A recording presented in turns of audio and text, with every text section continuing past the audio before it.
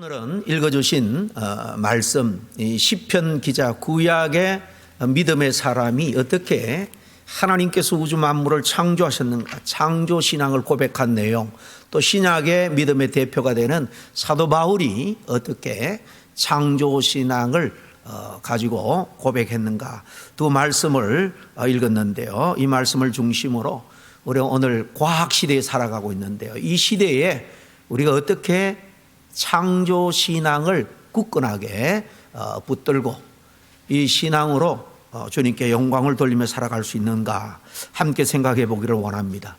오늘날 우리가 살아가는 이 모든 우주 또 이 생명의 기원에 관해서는 크게 두 가지 견해가 있죠. 첫 번째 견해는 이 모든 것들이 저절로 우연히 생겨나서는 이 자연의 선택 법칙, 이 자연의 질서죠. 여기에 따라서 발전되고 진화되었다라고 보는 견해입니다. 이걸 진화론이라고 말하는데 오늘날 대부분 과학자들이 이렇게 주장하기 때문에 세상 사람들의 대부분은 사실 이 견해를 따릅니다. 그러나 아니다. 우주와 생명은 아주 치밀하게 계획하시고 만드신 것을 생각해 볼 때에 절대자, 창조자에 의해서 창조되었다라고 보는 견해입니다. 이것은 바로 창조론인데 믿음을 가진 성경을 기초로 믿는 우리 그리스도인들이 바로 이렇게 모든 만상들, 우주 만물들이 절대자 하나님에 의해서 창조되었다라고 믿는 것입니다. 그런데 말씀드린 것처럼 우리가 살아가는 이 시대는 이 과학 시대입니다. 첨단의 과학 시대예요. 손바닥 안에 스마트폰으로 지구 반대편의 이야기를요 거의 동시에 여기서 중계를 들을 수 있습니다. 우주도 손바닥 안에서 관찰할 수 있습니다. 인공지능, AI 인공지능이 인간처럼 생각하고 일들을 결정하고, 그래서 이 의학은요 모든 이제 장기들을 프린터로 찍어내듯이 그렇게 만들어내는 시대가 되었습니다. 그래서 세상 사람들은 말합니다. 이런 세상에 아직도 하나님이 세상을 창조하셨다는 사실을 믿는다고? 이처럼 세상 사람들 대부분이 믿음을 과학 이전의 이야기, 다시 말하면 참으로 무지했던 시대의 산물로 치부하기 때문에 사실 우리가 그리스도인으로서 신앙생활하면서 창조주 하나님에 대한 믿음이 사실 흔들릴 때가 많을 줄로 압니다. 그러나 여러분, 과학이 아무리 발달해도 신앙은 더 빛나야 되고 빛날 수 있음을 믿으시기를 바랍니다. 왜냐하면요, 과학이 다루는 것은 하나님이 만든 이 만들어진 세상이지만은 신앙이 다루고 바라보는 것은 이 세상을 만드신 창조주 하나님이기 때문에 그렇습니다. 오늘날 대부분의 세상 사람들은 성경은 비과학적이라고 말하며 믿을 수 없다라고 성경을 폄훼하죠. 그러나 사실 거기에는 큰 오해를 갖고 있기 때문에 그렇게 말한다라는 것을 알아야 됩니다. 뭘 알아야 되느냐? 과학은 어떻게 세상이 이렇게 되었는가 하는 것을 연구하는 분야예요. 그러니까 하나님이 세우신 이 피조 질서 법칙들을 발견해서 그것을 인간이 유익하게 사용하는, 이것을 연구하는 게 과학기술 분야입니다. 성경은 뭡니까? 누가 이 세상을 이렇게 만드셨는가 정언하는 책이에요. 그러니까 과학이 추구하는 바하고 신앙이 추구하는 바가 전혀 다른 영역이라는 것입니다. 다시 말해서 우물가에 가서 숭늉을 구하면 얻을 수가 없는 것과 마찬가지예요. 예를 들어서 진화론을 믿는 과학자들은요, 이 우주, 생명을 포함한 모든 우주 만상의 기원에 대해서 빅뱅 이론을 가장 정설처럼 그렇게 지금 받아들이고 있습니다. 제가 정설처럼이라고 말한 것은요, 빅뱅 태초에 뭔가 뻥 폭발해서 우주 만물이 시작이 되었다라고 믿는 건데요. 제가 정설이라고 한 것은 여러분 그때 누가 봤습니까? 그리고 그것을 과학적으로 정확하게 증명해낼 수가 없습니다. 그러니까 이것도 하나의 과학자들이 믿는 설이라는 거예요. 설. 그냥 우리가 창조론을 믿는 것처럼 그렇게 믿고 그들이 받아들이는 거예요. 우주의 기원에 대한 이 빅뱅 이론은 뭐 다른 게 아닙니다. 이 우주가 이 이성을 가진 과학자들이 다 계산을 해서 꼭 들어맞는 게 아니에요. 모든 것을 살펴서 추론하는 것입니다. 지금부터 얼마 전에요? 138억 년 전에, 여러분 138억 년 전 아무리 과학이 발달해도 뭐 시간적으로는 계산할 수 있지만 그때 무슨 일이 어떻게 일어났는지 정확하게 과학적으로, 과학이라는 것은요 실험실에서 증명을 해내야 되는 겁니다. 그렇게 할 수 있는 게 아니죠. 그런데 그들은 38억 년 전에 빅뱅이라는 게 큰 폭발이 일어났다는 겁니다. 그래서 뭔가 폭발을 통해서 팽창해 가면서 이 우주 만물이 이렇게 점점 이루어지게 되었다라고 보는 거예요. 그러면 당연히 이런 질문이 생겨야 마땅합니다. 그 빅뱅을 일으킨 사람은 그럼 누구냐? 왜 그런 일이 일어나야 했는가? 왜 폭발했는가? 무엇이 그렇게 했는가? 그리고 폭발할 때에 그들이 말하는 것은요, 한 점에서 그걸 그들은 특이점이라고 말해요. 특이점이 뭔가 하면요, 이 눈으로는 관찰할 수도 없고 광학 현미으로도 관찰할 수 없는, 그냥 그들이 주관적으로 표현합니다. 무한히 작고 무한히 뜨겁고 무한히 밀도가 높은 그런 상태가 태초에 그 한 점 특이점이에요.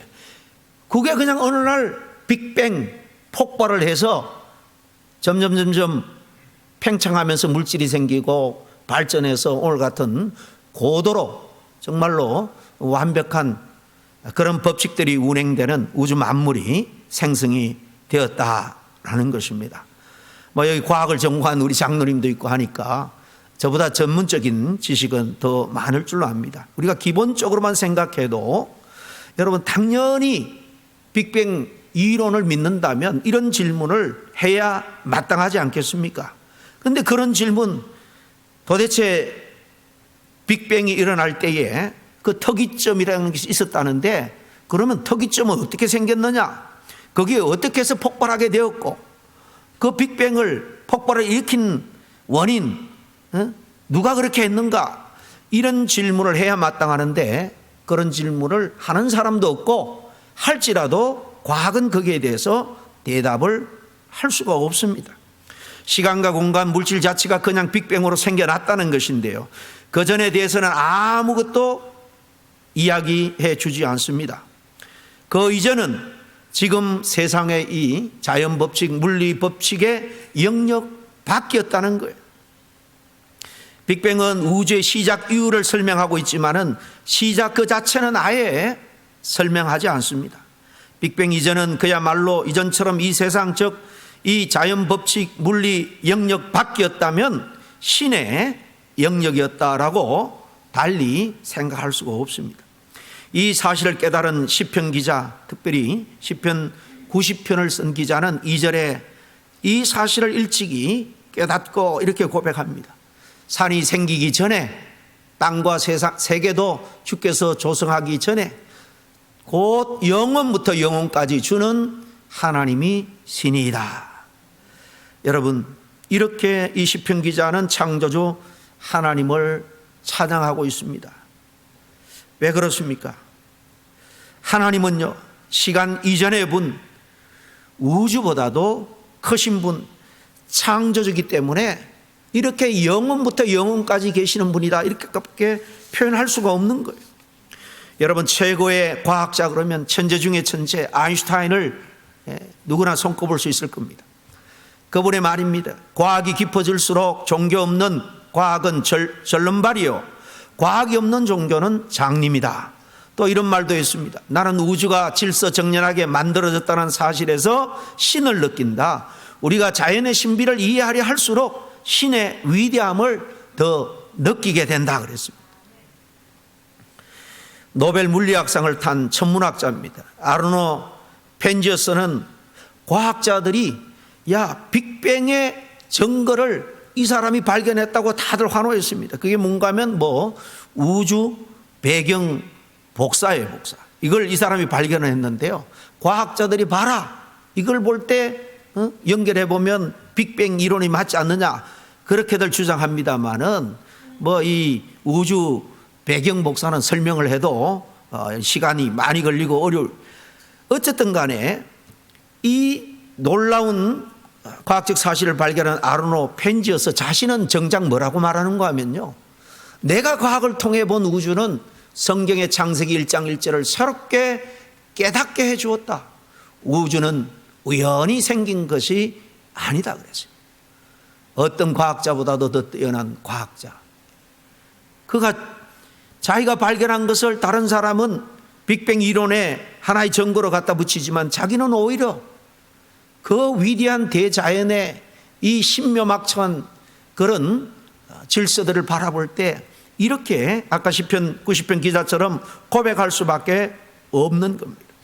진정한 과학자는 이렇게 자연의 신비한 그 오묘함을 발견할 때 오히려 신에 대한 경외심을 느끼게 되는 거예요. 성경은 우주의 시작을 단 한마디로 요약해서 이야기하죠. 성경의 첫 번째 창세기의 첫 번째 절이 뭡니까? 태초에 하나님이 천지를 창조하시느라, 이렇게 시작합니다. 이 말씀은요, 과학적인 설명이 아니에요. 존재의 선언입니다. 세상 모든 것은 하나님의 뜻과 말씀으로 존재하는 겁니다. 그래서 히브리서 기자는 11장 3절에 지난 주일 본문에도 이 말씀이 포함되어 있었는데 뭐라고 되어 있습니까? 한번 같이 큰 소리를 읽겠습니다. 시작. 믿음으로 모든 세계가 하나님의 말씀으로 지어진 줄을 우리가 아나니 보이는 것은 나타난 것으로 말미암아 된 것이 아니니라. 장로님이 기도할 때도 하나님의 말씀으로 지은 이 자연의 위대함에 대해서 하나님께 영광을 돌렸는데요. 오늘 읽은 시편 33편도 보면 하나님의 말씀으로 만드시고 말씀으로 조성하시고, 이 히브리서도 하나님의 말씀으로 이 모든 것을 지으셨다라고 말하는 거예요. 지금 우리가 말하는 이 말, 이것도 얼마나 능력이 있습니까? 범인의 말은 믿을 수 없는 말도 많지만은, 여러분 대통령이 국민 전체를 상대로 어떤 담화문을 발표한다, 그 말은요 엄청난 구속력이 있는 것을 우리가 잘 압니다. 이 말씀은 보이지 않습니다. 하나님의 신성에 속하고 능력에 속합니다. 그러나 지금 나타난 것, 만들어진 것, 이 모든 것, 눈에 보이는 것은 바로 이 보이지 않는 하나님의 말씀에서 나온 거예요. 즉 모든 존재의 근원은 하나님이고 하나님의 말씀이라는 겁니다. 여러분, 유전학자들이 단백질을 만드는 DNA를 연구하면서 아주 놀라운 사실을 발견했습니다. 여러분, 신체에 있어서 제일 중요한 어떤 성분이라 그럴까요? 우리 몸을 이루고 또 몸을 이렇게 역동적으로 움직이게 하는 가장 중요한 물질은 단백질이에요. 단백질은 DNA가 우리 안에 있는 정보, 모든 그 단백질을 만든 정보를 갖고 있는 DNA에 의해서 단백질이 만들어집니다. 단백질은 우리 몸을 지금 이루고 있는 이 집이라고 말할 수 있겠습니다. 이 집을 구성하는 것, 단백질이에요. 그리고 이 살아있는 유기체니까 숨 쉬고 또 그죠? 에너지를 만들고 해야 되잖아요. 그죠? 여기에는 우리 간호사 지금 이렇게 공부하는 집사님도 계십니다만은 다 효소, 엔자임이나 여러 가지 이 단백질 호르몬을 통해 가지고 우리가 이렇게 건강한 생활을 하게 되는 것입니다. 그런 게 문제가 생기면 병들었다라고 말하는 거죠. 그러니까 이 집, 유기체, 이 기계라고 볼 수 있는데 이것을 유지하는 것도 단백질이고, 그리고 그것을 잘 관리하고 작동하는 모든 것들 다 단백질로 되어 있어요. 단백질. 우리가 먹으면 그것을 단백질 만듭니다. 필요한 단백질을 누가 만드느냐? DNA에 의해서 만들어지는 거예요. 이렇게 생겼습니다. 사실 제가 대학에서 바로 이 분야를 공부를 했어요. 그러나 저는 뭐 대학교에서 공부한 실력이니까 여기 석사도 또 박사도 간호대나 뭐 의대 생명공학 하신 분들이 또 우리 교회도 몇 분 있는데요. 더 과학적인 지식에 대해서는 해박하겠지만 아주 간단합니다. 이 DNA가 두 개의 선이 이렇게 나선처럼 꼬여 있어요. 그런데 이게 서로 연결이 되어 있는데 심플합니다. A라는 염기, T라는 염기 두 개가 항상 짝을 이루게 되어 있어요. G, 그 아닌 사이토신만 짝을 이루게 되어 있어요. 요 네 개예요, 네 개.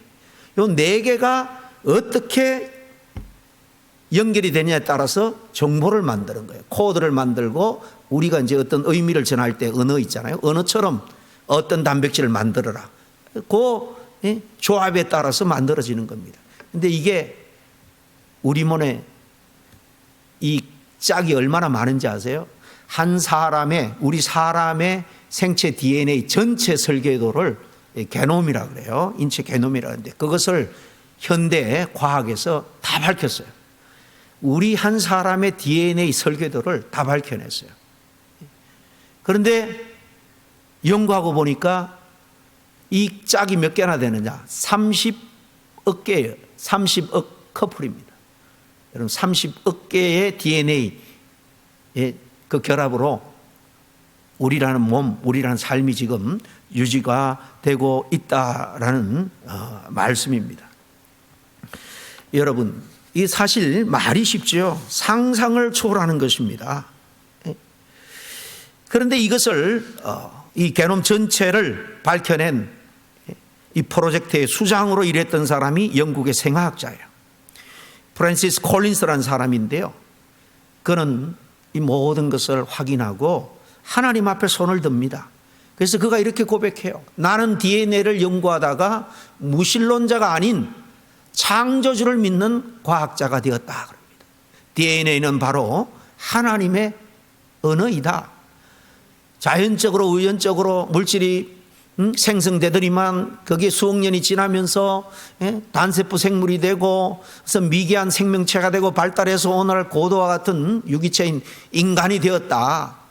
저절로 되었다는 건 프랜시스 콜린스가 사람의 DNA 전체를 연구하고 확인하고 보니까 이거는 저절로 될 수도 없고 인간의 작품이라고 할 수도 없고 전지전능한 정말 신의 영역이다라는 것을 그는 고백하면서 창조주의 지금 경외감을 드러내고 고백하는 말입니다. 그러므로 과학의 눈으로 보면요, 우주는 복잡하지만 믿음의 눈으로 보면 그것은 하나님의 언어로 쓰인 정말 우리로는 다 표현하기 어려운 위대한 시인 것입니다. 여러분, 이 과학 시대에 세상 사람들은 믿는 우리를 조롱할지 모르겠지만 이 과학 시대에 우리가 흔들림 없이 창조주 하나님을 믿는데 우리가 가져야 될 창조 신앙은 뭐냐? 첫째로 제일 중요한 것은 여호와 하나님이 창조의 주권자이심을 믿는 믿음입니다. 오늘날 과학이 발전하면서 생명도 마음대로 만들 수 있다고 생각합니다. 그러나 과학이 발달할수록 인간은 겸손해져야 한다는 겁니다. 인공지능이 인간처럼 생각을 해도요, 온전한 정신, 영혼을 가진 생명은 만들 수가 없습니다. 아주 고도로 발달한 기계는 만들 수 있어요. 그게 AI 인공지능을 집어넣어 가지고 어떤 것을 우리보다 더 잘 계산합니다. 더 복잡한 계산도 하고 또 그래서 어떤 정보 잘 관리를 하고 또 판단도 해서 사람처럼 일할 수 있어요. 그러나 영혼은 없어요. 사람이 만들었기 때문에 사람이 선용할 수도 있고 악용할 수도 있는 거예요. 만약에 하나님이 창조의 주관자가 아니고 인공지능이 생명을 만들 수 있다는 가정은요, 신학적으로도 우리가 믿는 신학적으로도 엄청난 문제를 일으킬 뿐만 아니라 사람들이 살아가는 데 있어서 철학적 윤리적으로도 크나큰 문제를 일으킬 수밖에 없습니다. 먼저 성경을 통한 신학적 관점을 보면 태초에 하나님이 천지를 창조했다고 했는데 이처럼 창조의 주권자가 성경은 하나님이라고 말하는데 이 창조는 사람이 뭘 만들었다 그런 의미를 뛰어넘는 말이에요. 히브리어로 바라는 단어인데요, 사람이 무언가를 만들었다라고 할 때 사실 있는 것을 가지고 적세적소에 잘 활용을 해서 조합을 해서 필요한 어떤 것을 만든 거예요. 하나님이 바라했다, 창조했다는 것은 nothing에서, 없는 거에서 유를 창조한 겁니다. 따라서 AI가 어떤 생명과 같은 것을 만들어낸다 할지라도 그것은 창조의 모방이지 창조의 본질은 아닌 것입니다.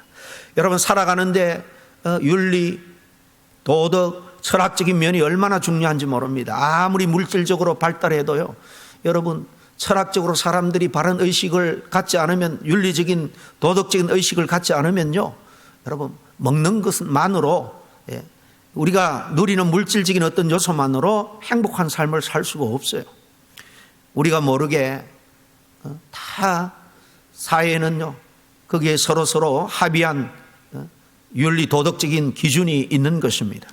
그런데 만약에 하나님이 창조주가 아니다, 인간이 창조주 자리에 올라간다, 그러면 어떤 일이 있을까요? 여러분, 인간이 타락함으로 세상이 이렇게 점점 파괴되고 있는 시초가 뭡니까? 에덴 동산에서 일어난 죄악을 범한 일인데요, 그때 사단이 유혹한 게 뭡니까? 이거 먹어봐. 뭐처럼 된다고요? 하나님처럼 될 거야. 결국 하나님을 배제하면 인간이 하나님의 자리에 올라설 수밖에 없는 거예요. 이게 인간의 죄성입니다. 인간의 죄성이에요. 죄라는 것은 창조주, 나를 만들어주시고 있게 하신 분을 뒤로 밀쳐내고 내가 그 자리에 앉아서 살아가는 거예요.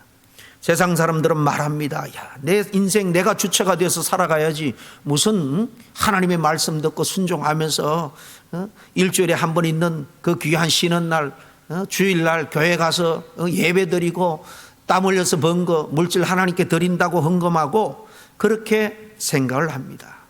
그러나 여러분 한번 들어보시기를 바랍니다. 인공지능은요, 자율학습 시스템과 같은 우리 인간 이런 생명을 흉내내는 그런 기술을 발전시키고 있지만은 이 생명에는 사실 자기 인식이나 영적 그런 차원이 있는데, 인공지능은 그 모든 것이 사실 결여되어 있습니다.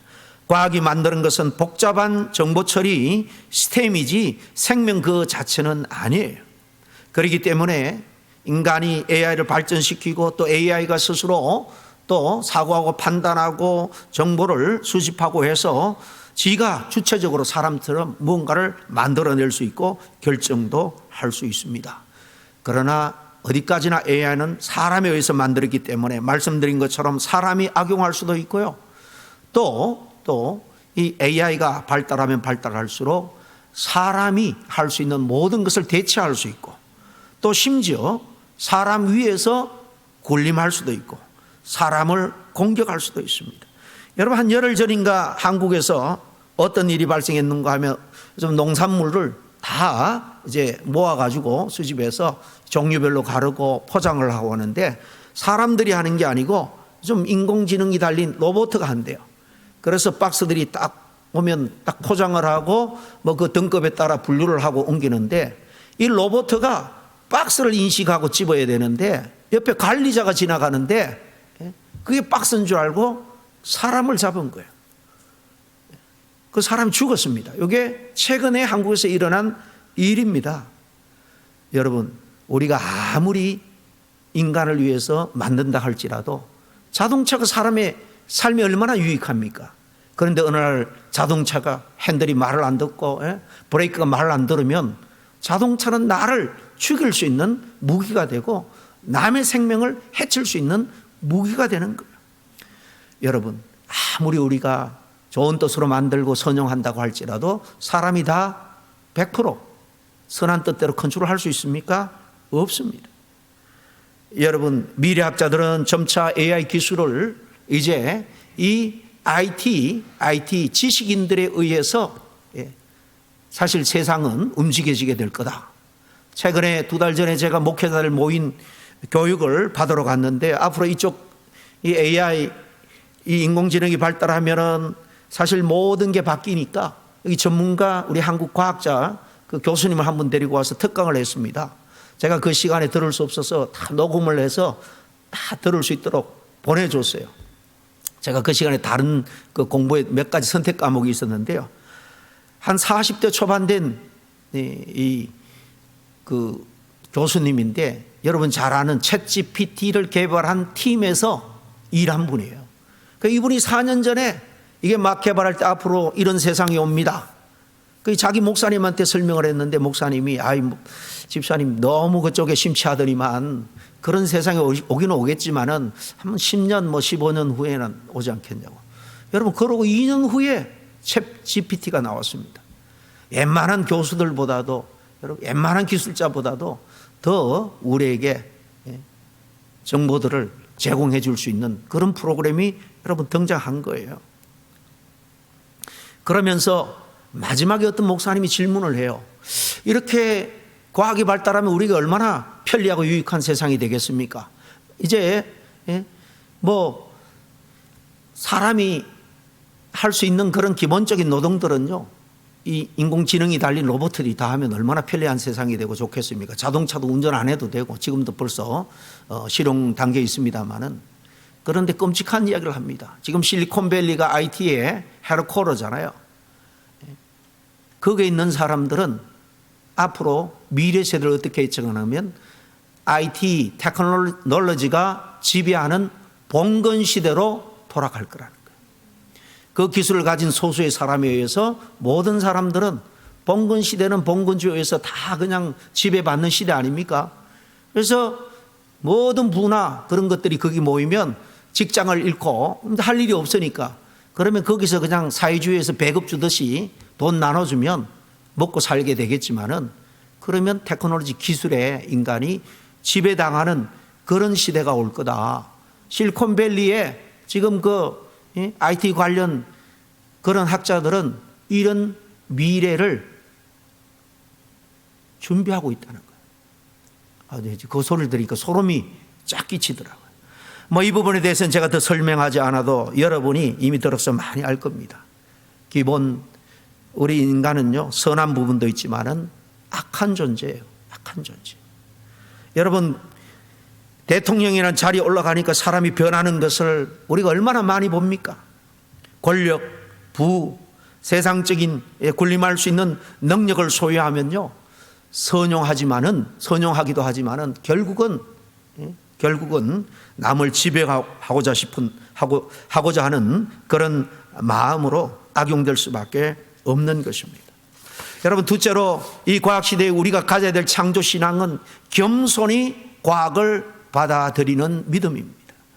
그러니까 과학자들이 창조주 하나님에 대한 신앙을 가진 사람은 바른 인류의 유익한 과학을 발전시킬 수 있을 겁니다. 과학은요, 신앙의 적이 아니에요. 과학은 하나님이 지은 세계를 더 깊이 이야기하는 도구입니다. 1998년에 미국의 우주비행사 최고령 우주인으로 지금도 되어 있는데요, 이 존 글렌은 저 우주에 올라가서 이 정말 세상을 바라보면서, 이 지구를 바라보면서 이렇게 고백을 합니다. 저는 푸른 행성을 본 순간 나는 성경에 태초에 하나님이 천지를 창조하시느니라는 말씀이 진실임을 온몸으로 느꼈습니다. 여러분, 이처럼 우리가 광대한 우주와 장엄한 자연을 보고 감탄할 때 그 감탄은 창조주를 향한 찬양이 되어야 될 줄로 믿습니다. 앞에서도 언급한 아인슈타인, 또 프랜시스 콜린스, 이런 위대한 학자들은요, 하나님이 만드신 이 비조 세계를 과학적으로 깊이 연구한 사람들이에요. 누구보다도 과학적 지식이 많은 분들입니다. 연구하면 할수록 그들의 고백은 창조주의 지혜와 위대하심 앞에서 겸손해질 수밖에 없다는 거였습니다.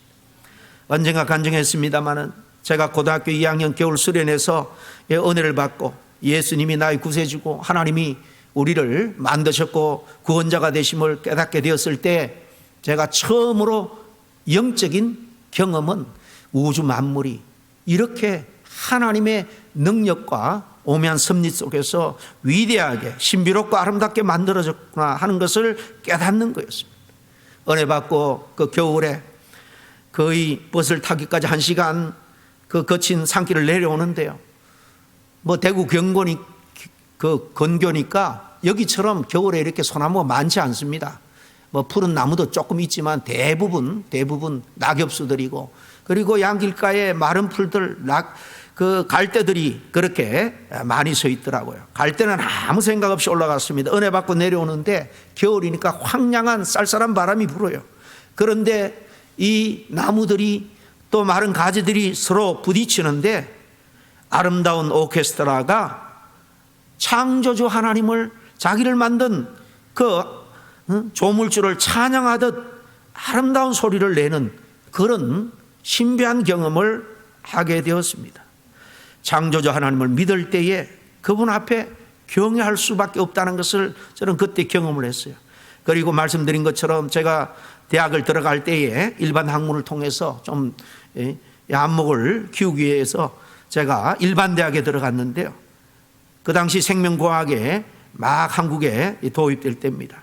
그때 이 마이크로바이올로지 미생물학이 제가 다니는 국립대학에 처음 생겼어요. 그래서 제가 1기로 들어갔습니다. 뭐 1학년 때야 이것저것 교양과정 공부하니까 실감이 안 났습니다. 이제 2학년 올라가니까 이제 전공 과목을 공부하는데 미생물학 기초반 클래스가 시작이 됩니다. 그 과를 처음 세운 주체가 되는 교수님이에요. 아주 경험도 많으시고 한 분인데, 이분이 첫 시간에 나중에 고백을 하는데 불교 신자입니다. 근데 뭐라고 말하는가 하면 이 자인과 생명을 연구하면 할수록 창조자인 이 신이 존재함을 부인할 수가 없다고 고백을 해요. 그러면서 하는 말이, 섣부른 학자가 진화론에 입각해서 저절로 세상이 생겨났다는 자연 발생설을 추종한다 라고 했을 때에, 제가 그때 이제 신학을 준비하기 위해서 일반 공부를 하러 들어갔기 때문에 제가 전율을 느꼈습니다. 그리고 하는 말이 아까 제가 말씀드린 그 이야기를 그때 하는 거예요. 우리 인간이 대단한 것 같지만 인간 내면은 악한 그런 본성도 있다. 선한 본성도 있지만 악한 본성이 있다. 그래서 과학자는, 생명을 다루는 학자가 되려면 이 모든 것을 선용할 줄 알아야 된다. 그러지 않으면 끔찍한 무기가 될 거다. 그러면서 하는 말이, 우리가 코로나 때 겪었지 않았습니까? 지금 지구촌에 생화학 무기가 수천 종이 더 개발이 되어 있대요. 그 바이러스나 세포, 요즘 그 지구촌이 일일 생활권이라고 말하잖아요. 일일의 모든 지구가 돌 수 있다는 거예요, 사람이. 그렇기 때문에 하는 말이, 그런 나쁜 것들이 퍼질 때에 급속도로 악한 영향을 지구촌에 끼칠 거다. 그런데 한 5년 전에 우리가 겪었죠. 그게 제가 그때 전공을 공부할 때 처음 교수님이 한 얘기예요. 야, 그때 참 지나와서 보니까 정말 통찰력이 있는 그런 분이구나 하는 것을 느꼈습니다. 그렇습니다. 세상은 자신의 과학적 지식과 기술 앞에 겸손하지 않으면요, 결국은 탐욕 때문에 그것을 악용하게 되고 전 세계적인 피해를 끼칠 수밖에 없다는 사실을 깨닫고 늘 겸손한 자세를 가져야 할 줄로 압니다. 셋째로 결론에 해당되는 건데요, 우리의 창조신앙은 마땅히 창조주 하나님을 세상 속에 전가하는 믿음이 되어야 될 줄로 믿습니다. 하나님이 창조하신 세상을 사랑하고 돌보는 삶, 그것이 곧 창조주를 전가하는 삶이에요. 오늘날 환경오염, 생태 파괴, 기후위기, 이 모든 문제, 인간이 창조 질서를 무너뜨린 결과라고 하잖아요. 하나님은 세상을 아름답게 창조한 다음에 우리 인간에게 말합니다. 창세기 1장 28절의 당부의 말씀이에요. 하나님이 그들에게 복을 주시며 하나님이 그들에게 이르시되 생육하고 번성하여 땅에 충만하라. 땅을 정복하라. 바다의 물고기와 하늘의 새와 땅에 움직이는 모든 생물을 다스리라 그랬습니다. 한마디로 말하면 하나님이 지어놓고 우리에게 맡겨주신 거예요. 잘 관리하라는 것입니다. 따라서 창조주 하나님을 믿는 신앙은요, 단지 이 세상 하나님이 만드셨구나 지식적으로 알고 인정하는 것을 넘어서 하나님이 만드신 이 귀한 작품들을 존중히 여기고 사는 삶의 태도라는 겁니다. 그런 점에서 하나님 만든 세상을 잘 돌보는 일, 이것이 바로 하나님을 섬기는 일, 예배하는 일의 연장이 되고요, 신앙, 창조신앙의 실천이 되는 것입니다. 오늘날 교회에서 열심히 신앙생활을 하다가도 대학만 가면 다 신앙을 버리고 그냥 과학적인 견해, 일반 과학은 우리가 공부하고 연구를 해야 됩니다만은 이 하나님 없는 그런 진화론 추종자가 되고 맙니다. 그런데 그 말 속에는 한 가지 오해가 있는 것은 앞에도 말씀드렸지만 다른 관점에서 말하면 과학은요 사실을 관측하고 측정하지만 신앙은 진리를 깨닫게 하는 겁니다. 과학은 만물의 법칙을 말하지만 신앙은 그 만물을 만드신 분을 만나게 함으로 우리의 생명의 근원 되시는 그분의 계획을 알고, 그래서 우리가 이 땅에 온 인생의 목적을 깨닫고, 그리고 결국 죄로 말미암아 죽을 수밖에 없는 우리 인생의 절망적인 죽음의 문제를 해결받고 구원받는 이 놀라운 진리가 바로 우리가 믿는 하나님에게 있는 줄로 믿습니다. 여러분, 우리가 믿는 하나님은요 우주보다 크신 분이에요. 과학적인 법칙, 그 질서를 세우신 분이지만은 그 법칙을 여러분 지배받지 않고 초월해 계시는 분입니다. 여러분 상상해 보시기를 바랍니다. 제가 잘 안 차는 시계를 제가 차고 나왔는데요, 이 시계만 해도 얼마나 정교한지 모릅니다. 얼마나 정교하게 모든 부석들이 잘 맞물려 작동하는지요. 거의 초도 틀리지 않아요, 요즘 시계는. 거기다 날짜, 요일까지도 탁탁 그냥 알아서 알려줍니다. 여러분 중에 이 시계는 우연히 만들어졌다라고 믿을 수 있는 사람이 누가 있겠습니까? 그것을 만든 시계공이 반드시 있다라고 믿을 겁니다. 마찬가지입니다. 우주의 법칙, 생명의 질서, DNA 코드가 이토록 정교하게 존재한다면 배후에는 반드시 설계자가 계신 거예요. 그분이 바로 성경만이 우리에게 말합니다. 창조주가 있다는 겁니다. 그분은 여호와 하나님이라는 거예요.